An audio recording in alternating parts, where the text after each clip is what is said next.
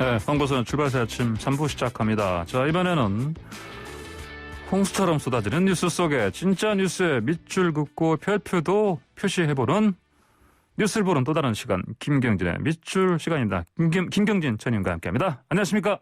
네, 안녕하세요. 김경진입니다. 네, 오늘 첫 번째 밑줄 그어볼 건요. 민심이 움직인 부동산 정책, 이렇게 표현해도 되겠죠. 당정이 부동산 정책 지금 선회할 조짐입니다. 대출 규제도 완화할 것 같고요. 어떻게 보십니까? 일단 이제 내년에 대선이 있고 또 동시 지방선거가 있다 보니까 정부 여당 입장에서는 이 부동산 관련된 민심을 안정화시키는 것이 대단히 중요하다, 지금 이렇게 보고 있는 것 같고요. 네. 특히 지금 당대표 출마한 당권주자 세 분들도 지금 부동산 대출과 관련된 여러 가지 얘기들을 지금 하고 있는 이런 상황들이고, 네. 그래서 전체적으로 보면 지금까지 어떤 정책의 부작용을 보완하기 위한 어떤 보완적 성격의 정책 방안 수정이다, 이렇게 보이고, 네. 또 큰 틀에서 보면 이번 이제 선거의 민의를 일정 정도 수용하겠다, 이런 측면에서 보면은 아마 타당한 측면이 좀 분명히 있는 것 같고요. 네. 근데 다만 이게 이제 조금 물밑에서 좀 어느 정도 조율이 되고 이게 밖으로 얘기가 나왔으면 좋겠어요. 그러니까 지난번에 그 이호승 정책실장 취임 직후에는 그 방향 그대로 가겠다라고 얘기를 했었거든요, 보면. 네. 근데 최근에 당에서 나오는 얘기들이 이제 워낙 중구난방이다 보니까 이제 국민들 보기에는 일단 좀 혼란스럽다, 이런 생각이 좀 들고 있고요. 이게 두 번째는 어쨌든 그 LTV나 DTI 완화하는 것들이 일정 정도 필요하긴 한데, 예. 또 한 가지는 이제 IMF나 국제기구에서 가계부채 급증과 관련된 여러 가지 경고 신호를 우리나라에 지금 보내고 있거든요, 보면. 예. 그래서 이런 점도 아마 동시에 좀 고려하면서, 그러니까 정책에 대해서 길게 신뢰하고 좀 믿고 갈 수 있는 이런 장기적인 내용의 정책을 좀 준비해서 발표하고 길게 좀 집행을 해줬으면 좋겠다. 자꾸 그냥 뜯어고치고 하는 것들은 국민들 마음을 더 불안하게 한다, 이런 점을 좀 감안해 주셨으면 하는 바람입니다. 예. 아무래도 이번 선거, 보궐선거에서 이제 야당 쪽으로 돌아선 이제 이른바 2030 젊은 표심을 이제 그 민심을 되찾기 위해서 이런 거 아니겠습니까? 그렇죠. 그렇게 봐야죠. 예. 그래서 그 LTV, DTI 너무 쪼이다 보니까 이게 그러면 돈 있는 사람들만 집 사라는 거냐, 네. 젊은 사람들은 집 살 기회 자체를 아예 박탈하는 거 아니냐, 이제 이런 얘기가 있다 보니까 이제 보완하기 위해서 얘기가 나왔는데, 이제 보완하려고 하다 보니까 또 사실은 지금까지 그러면 그걸 믿고 따라온 금융권도 그렇고, 예. 또 기존에 대출 받아온 사람들도 그냥 어거지로 갚아오고 이랬던 사람들은 또 상대적으로 거꾸로 보면 불이익을 입는 이런 상황들 아니겠습니까? 네. 그러다 보니까 이제 정책의 어떤 장기성, 신뢰성, 이런 것들이 이제 중요하다는 느낌이 확 드는 대목인 겁니다. 그러니까요. 시중은행권에서도 아무래도 혼란이 좀 있을 것 같습니다. 그렇죠? 네. 그러니까요. 금융권에서 제일 당황스러운 것 같아요, 보니까. 예, 그러니까요. 이번에는 민주당 원내 부대표요. 보니까 초선 의원 9명을 인선했네요, 보니까. 예. 네, 보니까 이제 분야별로 인선을 했는데, 네. 그 가운데 저번에 반성문 냈던 초선 오적이요. 예. 장경태 의원. 네, 장경태 의원도 포함이 됐습니다. 네. 딱 한 명 집어넣네요, 보니까요. 예. 근데 특별한 의미는 없어 보여요. 일단 지금 윤호중 원내대표 본인이 이제 밖에서 평가하기는 대표적인 강성 친문이다, 지금 이렇게 평가를 받고 있고요. 예. 윤호중 대표 평소 말씀을 보면 이게 대한민국 개혁하라고 180석 만들어준 것이다, 이게 속도 조절이라는 것이 이게 말이 안 되는 소리 아니냐. 네. 또 상임위원장 분배와 관련해서 그건 야당과 재협상할 필요 있느냐. 법사위원장 같은 경우도 굳이 내줄 필요 없다, 지금 이런 얘기여서 예. 흔들림 없이 개혁을 중단 없이 추진하겠다, 이게 지금 원내대표 경선에 나왔을 때 했던 어떤 본인의 맥락들 아니겠습니까? 예. 그러니까 원내대표께서 그런 생각을 하고 계신다고 한다면 이게 원내 부대표 중에 이렇게 부대표들이 무슨 의미가 있을까라는 생각도 들고, 예. 또 장경태 의원 같은 경우는 지난번에 재보궐선거 이후에 반성한다, 이런 입장을 냈다가 이제 문제 폭탄에 시간이 예. 못해서 예. 또 거꾸로 조국 장관 고초 겪으실 때 이게 잘 못 지켜서 죄송하다고 반성문에 대한 반성문을 냈던 분이기 때문에 예. 반성 2번 했죠. 특별한 의미는 없지 않나 그렇게 봅니다. 예, 알겠습니다. 자, 또 밑줄 하나. 이거 꼭 그거 봐야 되겠죠? 김종인 전 비대위원장이요? 국민의힘. 예. 지금 뭐 거의 그 표현이 이제 정말 오리도 나오고요, 백조도 나오고, 흙탕물도 나오고 막 다 나옵니다 보니까. 그리고 이런 이제 작당이라는 표현도 나오고요. 이거는 작당이라는 표현은 그 조호영 지금 당 대표 그 직무대행 그때 좀 한 얘기 같은데 자꾸 왜 이렇게 이런 얘기를 자꾸 외곽에서 던져대는 겁니까? 일단 그냥 단순하게만 보면 좀 서운하셨던 거 아닌가. 그러니까 이제 사실 잘 하셨고 국민의힘이 이번에 이제 서울 부산 재보궐 선거에서 그냥 압승을 거두는데 핵심적인 역할을 했다고 하는 데는 누구도 이게 부인할 수 없는 사실 아니겠습니까? 근데 이제 초선 의원들 같은 경우는 이게 김종인 비대위원장에 대해서 대단히 존경하는 마음을 가지고 있는데 이게 중진들 같은 경우는 사실은 김종인 비대위원장에 대한 어떤 존경의 마음이 그렇게 강하지는 않은 것 같아요. 그래서 아마 당에서 계속해서 뭔가 좀 역할을 해주십사 하는 이런 부탁이 있었어야 되는데 아마 그런 것이 없어서 약간 서운한 것이 아닌가 이제 이런 생각도 들고요.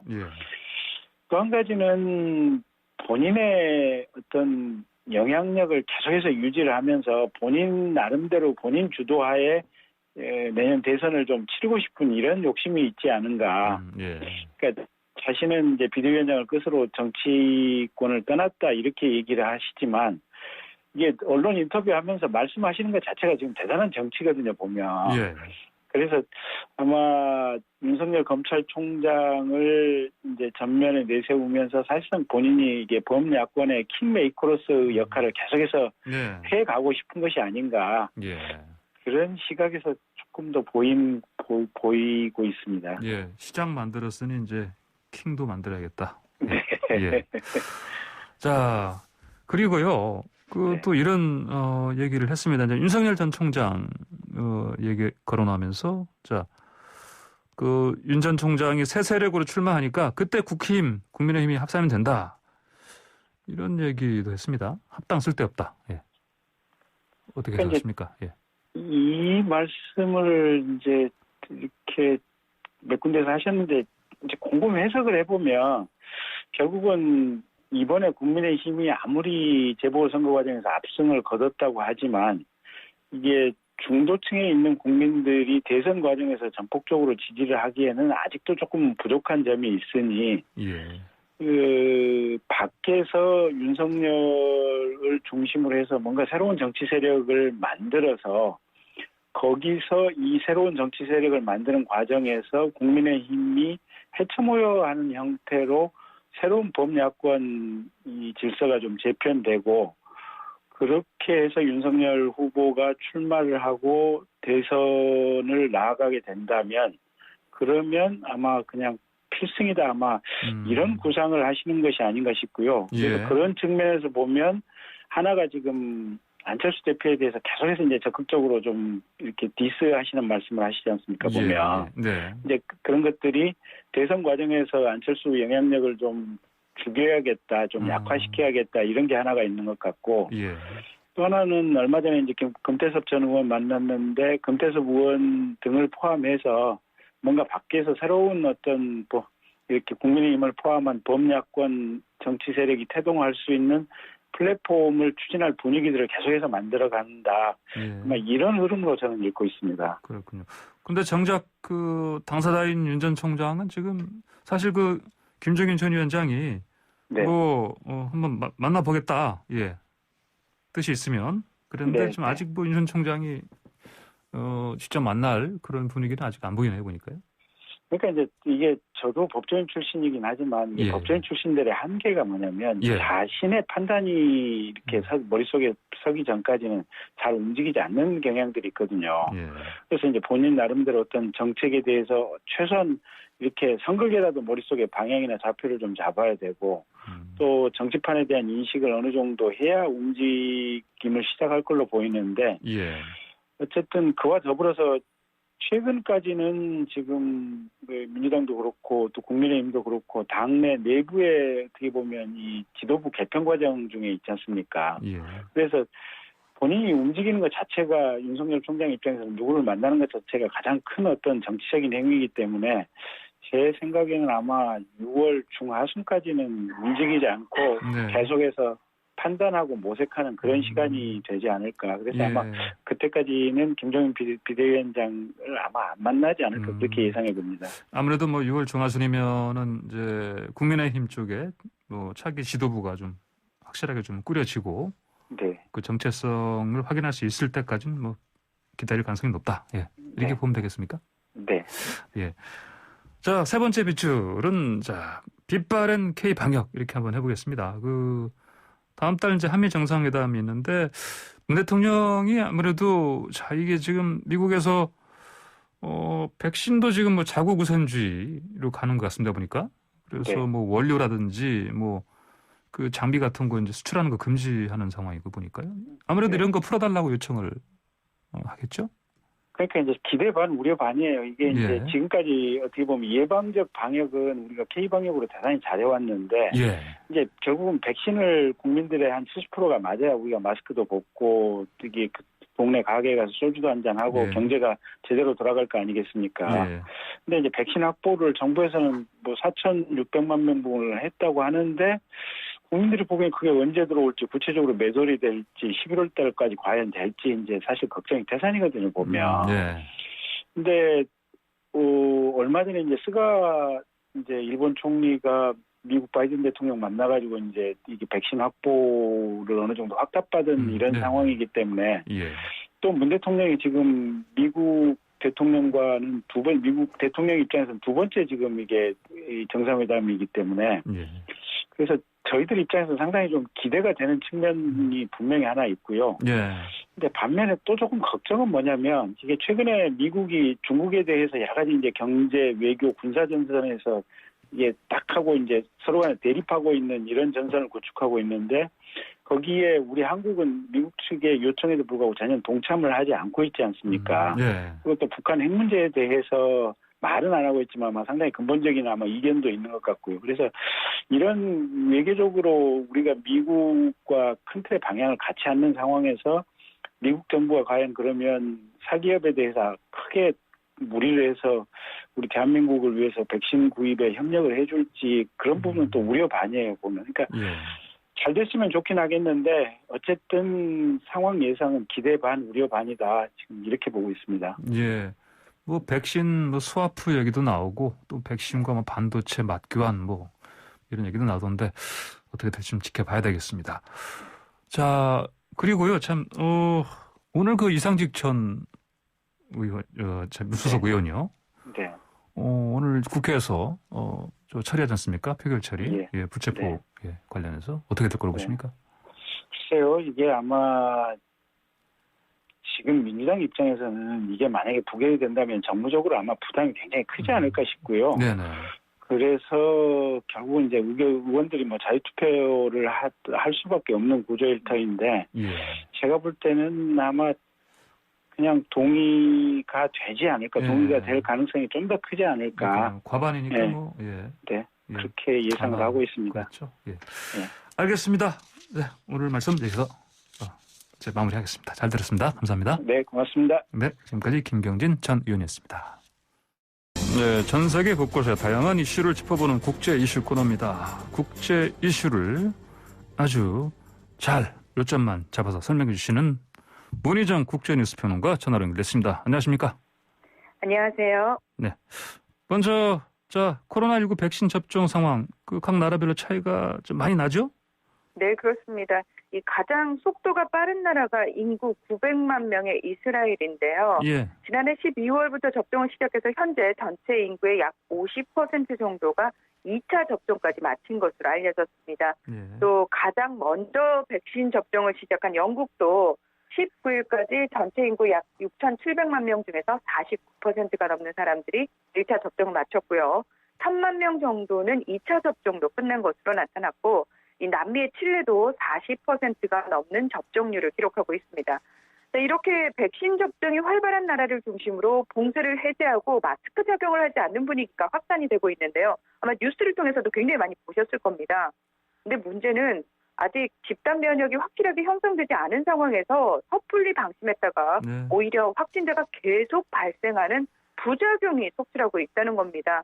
이 앞서 말씀드린 이스라엘의 경우 예. 하루 200명이 넘는 확진자가 지금도 계속 발생을 하고 있고요. 아, 그래요. 영국도 2,000명에서 3,000명, 그리고 칠레의 경우는 상황이 네. 더 심각해서 확진자 수가 8,000명대에 이르는데요. 예. 이 전문가들도 사실 계속 강조하고 있는 부분이 뭐냐면 백신이 능사는 아니다. 그러니까 확실하게 집단 면역이 형성되기 전까지는 방역 조치와 사회적 거리 두기를 엄격하게 지키는 것이 무엇보다 중요하다. 이렇게 계속해서 얘기를 하고 있습니다. 예.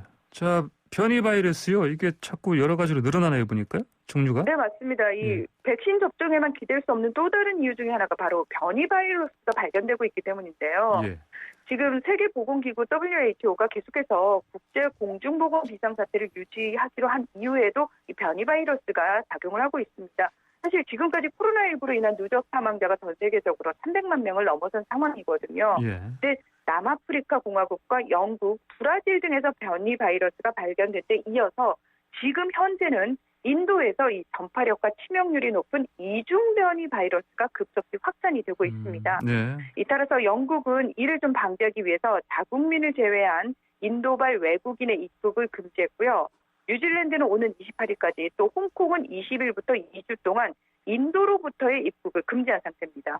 미국도 해외여행 자제를 권고하면서 예. 160여 개국을 여행 금지 국가로 선포를 한 상태입니다. 예. 이 전문가들은 기존의 백신을 2차까지 접종하더라도 변이 바이러스에 대응하는 것이 불가능하기 때문에 이 3차까지 접종하는 부스터샷 접종을 강력하게 권고하고 있는데요.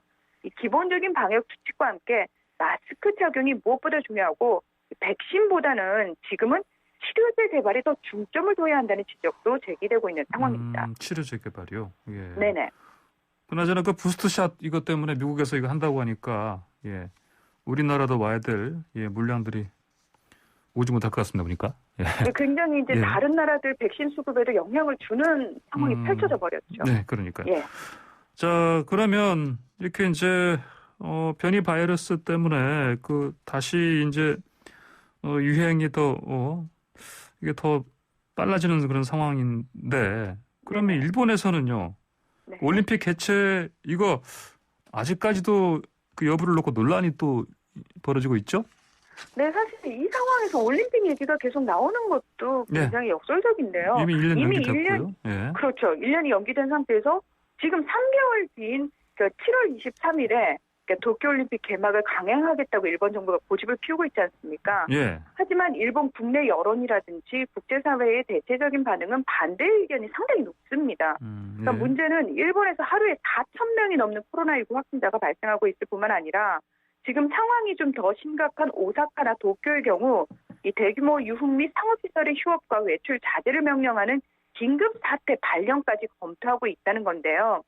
여기에 지난 15일에 니카이 도시히로 자민당 간사장이 이 도쿄올림픽 취소 가능성을 언급을 했습니다. 그리고 20일에는 마루카와 다마요 일본 올림픽 담당 장관도 예. 올림픽 개최 중단도 가능하다. 이런 입장을 지금 공식적으로 나타냈고요. 예. 지금 현재 일본에서는 현재까지 전체 인구의 1%도 되지 않는 121만 명 정도만이 백신 접종을 마친 상태이기 때문에 일본 정부는 사실 백신 접종으로 감염을 차단한 상태에서 올림픽을 치르겠다라고 예. 호언장담을 한 상태였거든요. 그러니까 이게 사실 불가능하다는 얘기인 거죠. 게다가 특히 다음 달 초에 일본 최대 연휴인 골든위크 기간이 있습니다. 그래서 네. 아마도 이 기간을 지나면서 일본 내 코로나19 확산세가 걷잡을 수 없는 지경이 될 수 있기 때문에 이 올림픽 개최는 더 어렵지 않겠느냐 이런 얘기까지 나오고 있는 겁니다. 예, 알겠습니다. 그 아프가니스탄이요. 네네. 벌써 오랜 세월이 흘렀네요. 벌써 20년 전이네. 2001년 그 9.11 테러 때.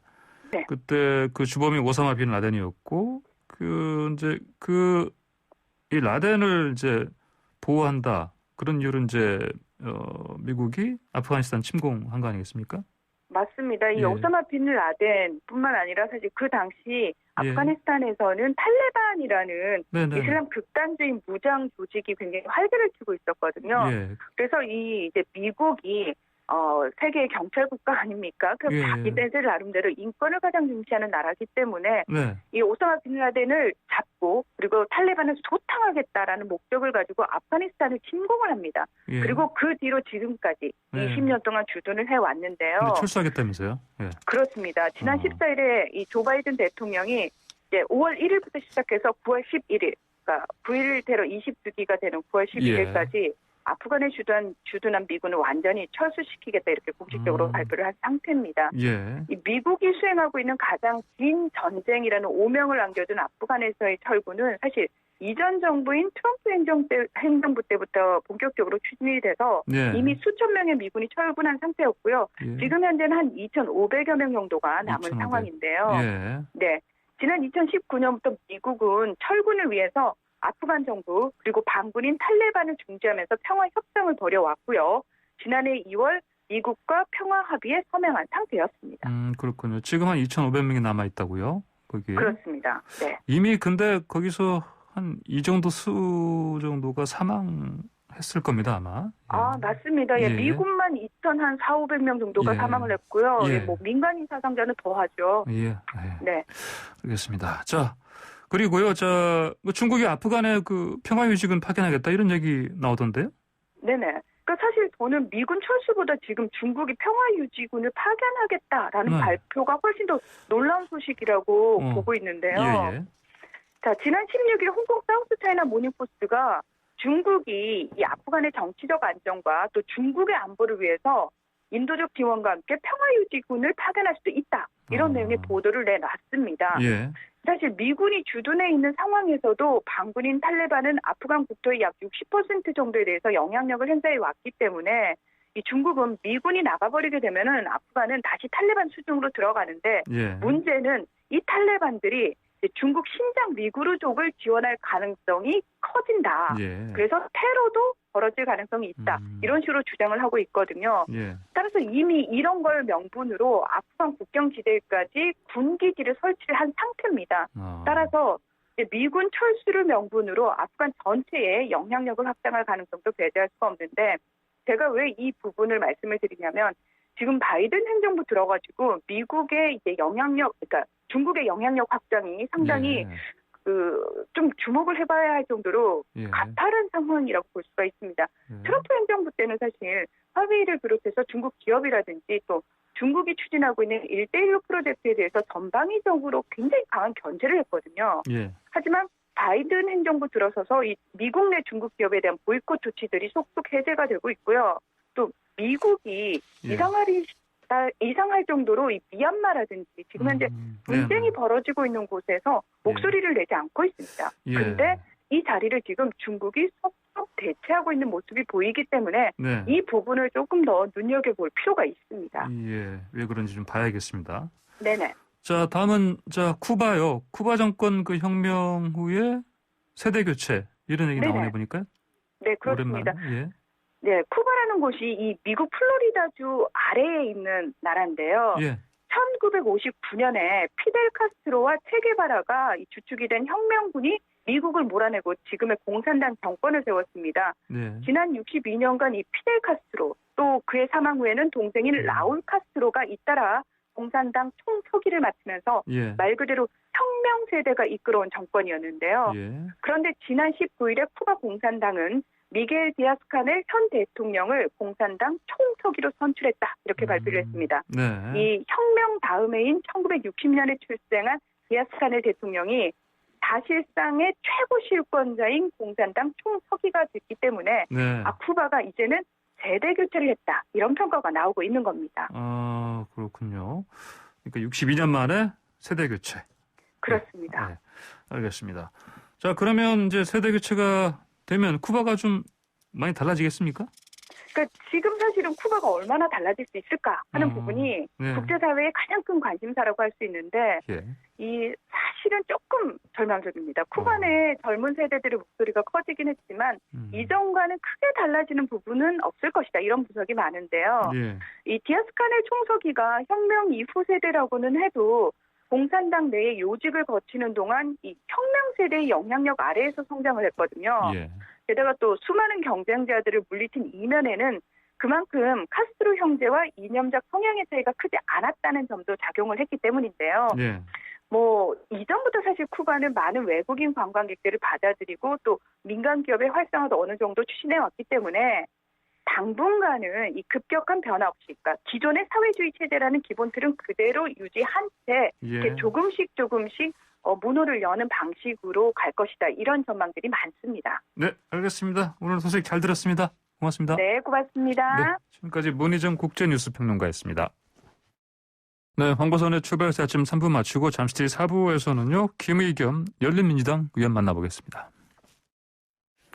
네, 황보선의 출발해서 아침 항출세 4부 시작했습니다. 김의겸 열린민주당 의원과 지금 곧바로 인터뷰할 텐데요. 방송 들으시면서 의견 주실 분들은 샵 0945번 50원 유료 문자로 보내주시고 유튜브로 들어가셔서 YTN 라디오 검색하시고 보이는 라디오도 함께 해주시면 감사하겠습니다.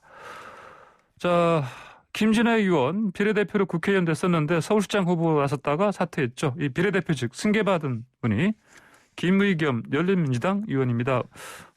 언론인 출신이고요. 자, 우여곡절 끝에 국회 입성했기 때문에 소감이 남다를 겁니다. 직접 얘기 들어보겠습니다. 김의겸 의원님, 안녕하십니까? 네, 안녕하세요. 예. 언제 지금 국회 첫 연단 쓰셨죠? 그저께였나요? 네, 그제 했습니다. 예. 그래서 뭐 바로 처음부터 사죄하셨죠? 네, 그렇습니다. 예. 흑석동 그것 때문에 그러신 거죠? 예. 네, 제가 2년 전 청와대를 물러날 때 네네. 국민 마음에 상처를 많이 드렸는데 예. 제대로 된 사과를 못했습니다.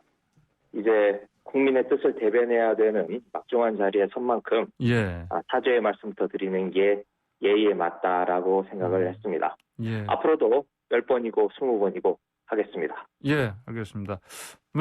그런데 국민의힘 배현진 의원이요, 뭐 논란이 불거진 지 불과 1년밖에 안 됐는데, 자수금 고사하고 유감이다, 이렇게 얘기했습니다. 네. 예. 그 말씀, 제 앞에서 하신 말씀인데요. 예. 바로 앞에서요. 네. 네, 저도 들으면서 예. 당황하고 민망스러웠습니다. 예. 그런데 배현진 의원님 재산이 놀라울 정도로 적더라고요. 아, 그렇습니까? 예. 네, 그래서 집도 없고 재산도 저보다 적은 분이 하시는 말씀이라면 예. 당 소속과 관계없이 제가 새겨드려야 된다고 생각합니다. 알겠습니다. 아니, 재산이 없다는 말씀이 그럼 지금 김의겸 의원께서는 지금 어떻게 주거 생활을 하고 계시길래? 배현진 의원님의 재산을 네. 아주 적은 걸로 알고 있습니다. 아, 그러면 김의겸 의원님은요? 저요? 예. 지금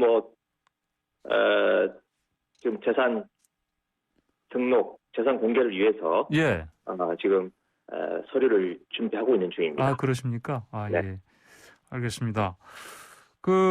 자, 의원직 승계를 하셨는데, 근데 이제 김진애 의원이 원래 국토위 있었지 않습니까? 예. 네. 그 상임위 문체위로 가셨네요, 보니까요. 특별한 이유가 있습니까? 거기를 지원하신 건 아니죠? 아니요, 지원한 겁니다. 아, 지원하신 겁니까? 네네. 예. 어떤 이유로? 지금 저에게 주어진 과제가 예. 언론개혁이라고 생각을 하고요. 언론개혁이요? 예. 네. 이 언론개혁과 관련된 상임위가 문체위 또는 과방위인데, 그쪽으로 배정을 해달라고 제가 박병석 의장님에게 청을 드렸고요. 예. 박병석 의장님이 배려를 해주신 겁니다. 고맙게 생각을 하고 있습니다. 그러면 김 의원께서는 이제 언론인으로 기자로 오랫동안 재직하셨는데요. 아무래도 그 경험 때문에 그 전문성을 살리고 싶어서 지원하신 겁니까? 문체위로? 네, 그렇습니다. 네.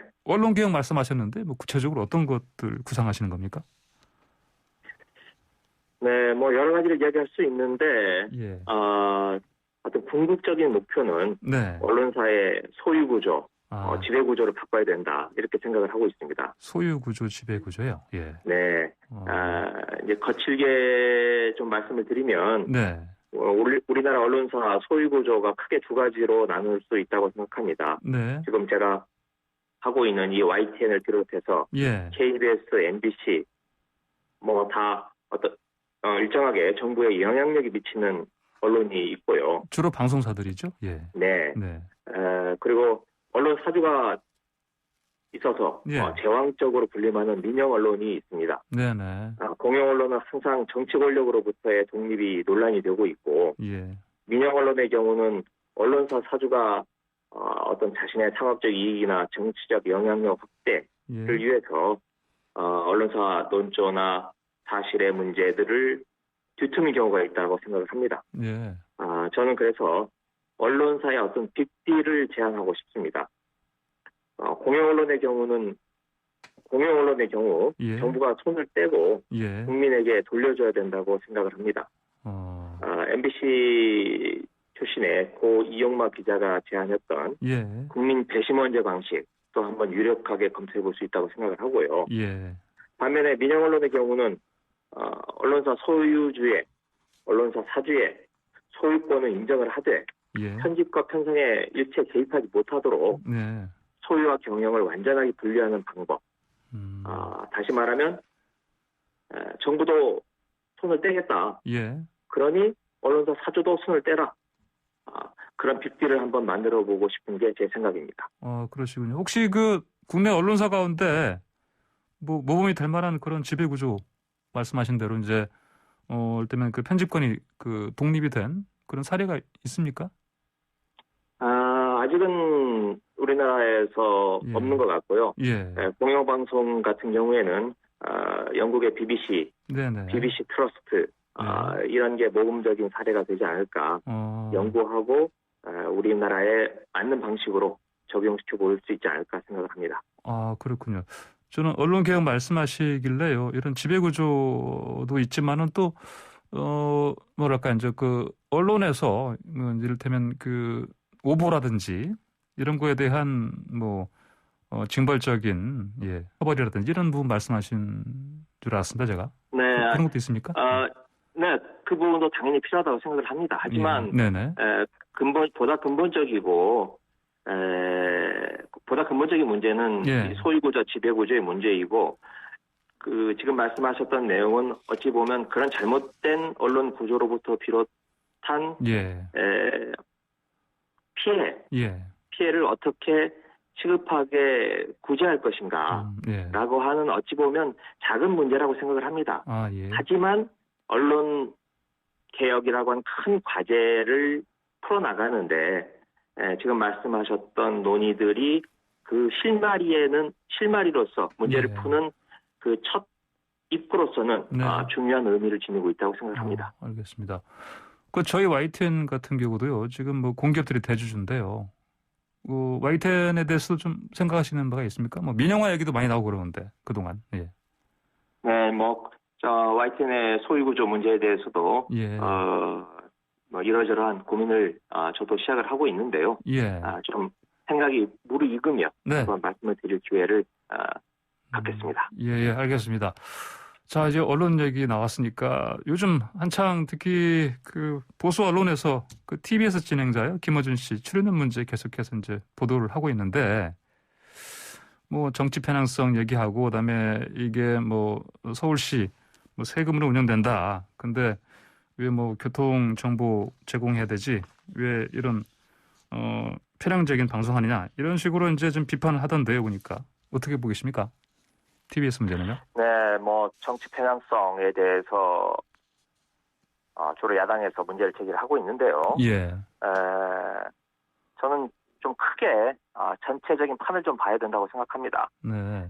저는 우리나라 언론 지형 자체가 지나치게 한쪽으로 기울어져 있다고 생각을 하고요. 다른 목소리를 들어보고 싶어하는 열망, 그런 열망이 김어준 씨가 운영하는 프로그램으로 몰려갔다. 그리고 그 프로그램 하나만 떼어놓고 보면 예. 뭐 편향성 문제를 제기할 수도 있다고 생각을 합니다. 하지만 전체적으로 근본적으로 기울어진 상황에서 예. 그나마 조금이라도 균형을 잡아보려는 시도가 아닌가 그렇게 생각을 합니다. 그동안 뭐 다른 목소리가 나올 어떤 출구가 없었는데 네. 그나마 TBS에서 이 프로그램 통해서 나왔으니까 예. 그런 측면에서 봐야 된다. 이런 그리고 뭐 말씀이신가요? 양적으로나 질적으로나 네네. TBS 예. 뭐 송출력이나 또 예. 듣는 시청자들 예. 봤을 때 네네. 그걸 가지고 편향됐다. 그걸 가지고 그걸 공격하는 건 어떤 정치적 타겟이라고 생각을 합니다. 예, 알겠습니다. 자, 그리고요. 그 진중권 전 동아일대 교수가요. 이전에 이런 얘기 한 적이 있습니다. 그 문재인 현 정부가 뭐 검찰 개혁하고 뭐 법관 개혁하고 마지막으로 언론 개혁 분명히 하려 할 거다. 이렇게 뭐 예상을 했었거든요. 네. 그러면은 이제 말씀하신 그 언론 개혁 이게 전체적으로 지금 뭐 현 정부는 임기가 이제 뭐 1년 남았고요. 어느 만큼 가능하시다 보십니까? 그 목표하시는 바가 있을 텐데요. 네, 언론개혁 단기간에 끝나는 문제가 아니라고 생각을 합니다. 예. 예, 말씀하시죠. 검찰개혁보다도 훨씬 어려운 문제라고 생각을 하고요. 예. 저는 지금부터 논의를 시작해서 네. 1년여 뒤에 새로운 정부가 들어서면 네. 그 정부 하에서 그 추진력으로 어떤 국민적 합의기구를 만들어내고 국민적인 대토론을 통해서 예. 결론을 낼 수 있지 않을까 그렇게 생각하고 있습니다. 알겠습니다. 네, 김의겸 의원님 그리고요. 자, 얼마 전에 청와대 참모진 개편됐는데 이 새 참모진 소개하면서 대통령이 국민 질책 쓴 약이라 여기겠다 이런 얘기를 했습니다. 전 청와대 대변인 출신으로서 대통령의 이 얘기 어떤 의미가 있다고 보십니까? 네, 대통령께서는 2018년 지방선거 또 예. 2020년 총선 그 압승을 거뒀을 때도 예. 한 번도 경계심을 푼 적이 없습니다. 네. 오히려 더 참모들에게 더욱더 분발하라라고 촉구를 하셨고요. 예. 그러니 이번 선거 패배에 대해서는 표현이 질책, 쓴약 이런 정도로 표현을 하셨는데 저는 그보다 훨씬 더 무겁게 민의를 국민의 뜻을 받아들였다고 생각을 합니다. 예. 그리고 이날 말씀하신 게 수보회의의 모두 발언을 통해서인데 예.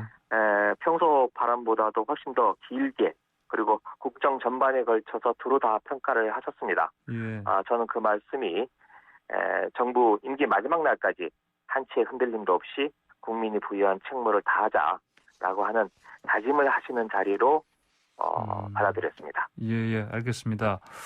자, 이제 뭐 대선이 이제 뭐 11개월 남았는데요. 그 야권은 유독 그 윤석열 전 검찰총장 얘기가 많습니다. 가장 뜨거운 화두라고 해도 하시는 그 과언이 아닌데 지금 뭐 이런 상황 좀 어떻게 보고 계십니까? 네, 윤석열 전 검찰총장 이제 대권 주자로 새 예. 변수로 네네. 등장을 했으니 예. 언론의 스포트라이트를 받는 게 뭐 자연스러운 현상이라고 생각을 하고요. 예.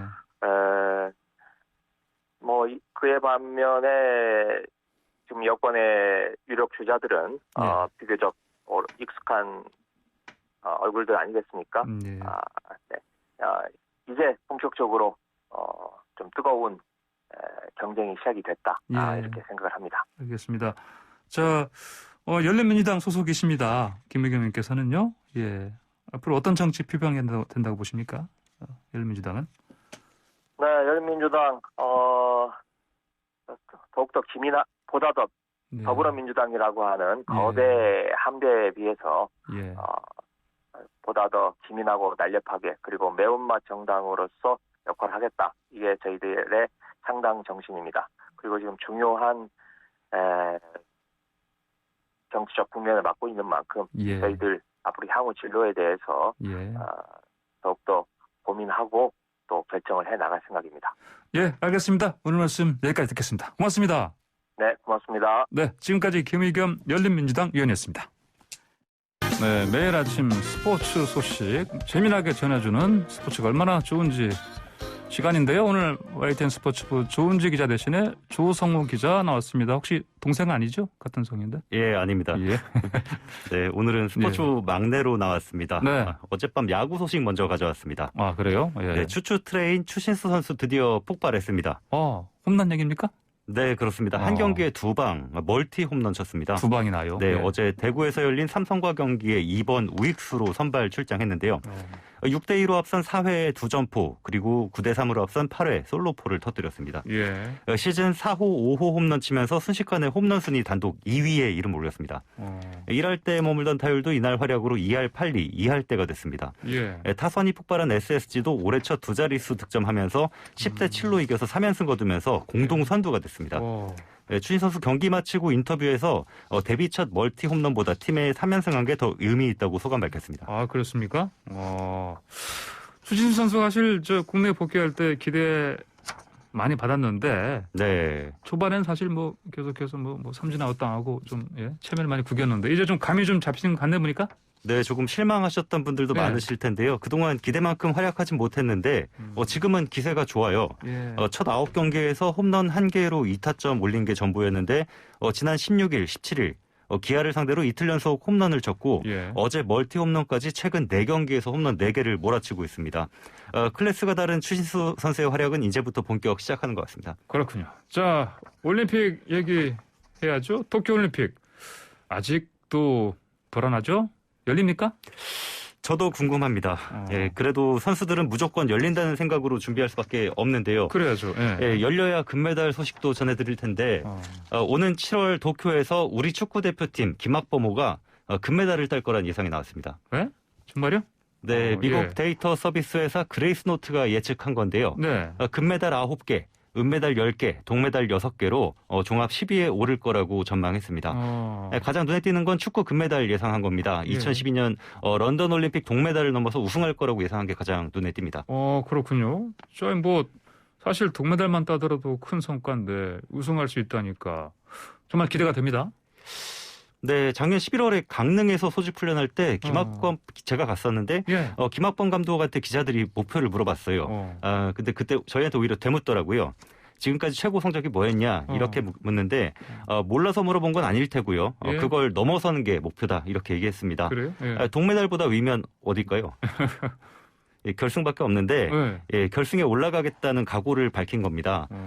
코로나19 때문에 외국 팀과 실전 연습 많이 못하는 건 아쉬운데요. 그러니까. 그러고 보니 오늘인데 우리 시간으로 오후 5시에 스위스 7위 피파 본부에서 조추첨이 열립니다. 그래요? 실제 우승할 수 있을지 조편성 통해서 먼저 가늠해 볼 수 있을 것 같습니다. 그래요. 자, 그러면 조편성 우리한테 어떻게 좀 되는 게 좀 유리할까요? 일단 운이 나쁘진 않습니다. 개최국 일본, 예. 남미 강호, 브라질, 아르헨티나와 함께 1번 포트에 속해 있는데요. 예. 기존 이제 올림픽에 저희 성적이 좋았기 때문에 이렇게 편성이 됐습니다. 그래요. 조별리그에서는 일단 이 팀들은 만나지 않게 됐습니다. 시간상 제가 참가국들을 일일이 나열해 드릴 수는 없고요. 예. 조별리그를 어렵지 않게 넘어서려면 온두라스, 뉴질랜드, 루마니아랑 한 조가 되는 게 가장 좋은 시나리오입니다. 그러군요. 반면에 런던 올림픽에서 우리를 꺾고 우승했던 멕시코와 그리고 리버풀의 살라가 와일드카드로 합류할 수 있는 이집트, 예. 전통의 강호 프랑스와 한 조로 묶이면 좀 쉽지 않을 것 같습니다. 멕시코, 이집트, 프랑스. 네. 여기와는 같은 조로 묶이면 네. 안 되겠네요. 오늘 오후 5시니까요. 한번 지켜보시기 바랍니다. 5시. 자, 그러면요. 금메달 9개라면 그러면 축구 말고 다른 종목에서는 어디에서 금메달 나오는 겁니까? 네, 먼저 우리나라가 두말할 필요 없이 최강인 여자 골프입니다. 네, 그렇죠? 저는 개인적으로는 박인비 선수가 리우 올림픽에 이어서 2연패 좀 그런 기록을 세웠으면 하는 바람인데요. 그래요? 이 업체는 세계 랭킹 3위인 김세영이 금메달, 1위 고진영이 은메달을 딸 거라고 예상했습니다. 그래요? 또 양궁 여자 개인전과 단체전, 혼성 단체전에서 금메달 3개를 딸 거라고 봤고 네. 태권도에선 이대훈과 장준 선수가 우승 후보로 지목됐습니다. 펜싱 남자 사브르의 오상욱 선수도 개인전과 단체전 2관왕에 오를 수 있다고 평가받았습니다. 그래요? 예, 대한체육회가 예상한 금메달은 양궁과 태권도 2개씩, 그리고 여자 골프랑 펜싱 오상욱, 사격 진종호까지 7개인데요. 예. 뭐 이거보다 많은 메달을 미국 업체가 예상한 겁니다. 예, 뚜껑 열어보기 전엔 어디까지나 예측이니까 우리 선수들 올림픽 열심히 준비하라고 응원 많이 해주시기 바랍니다. 그래요. 아까 왜 그 박유민 선수가 2연패였으면 하는 바람이라고 말씀하셨는데 사심이 좀 있습니까? 그런 건 아니고요. 예. 2016년도 리우 올림픽이 처음 여자 골프가 정식 종목이 된 해였거든요. 예. 첫 금메달리스트가 박인비 선수인데 네. 기왕이면 좀 연속으로 우승하는 모습 좀 보고 싶다 이런 바람 말씀드립니다. 그래요. 알겠습니다. 오늘 말씀 잘 들었습니다. 고맙습니다. 감사합니다. 네, 지금까지 YTN 스포츠부 조성호 기자였습니다. 네, 4월 20일 수요일에 황철수의 홍보선의 출발새 아침 오늘 순서 여기서 마칩니다. 감사합니다.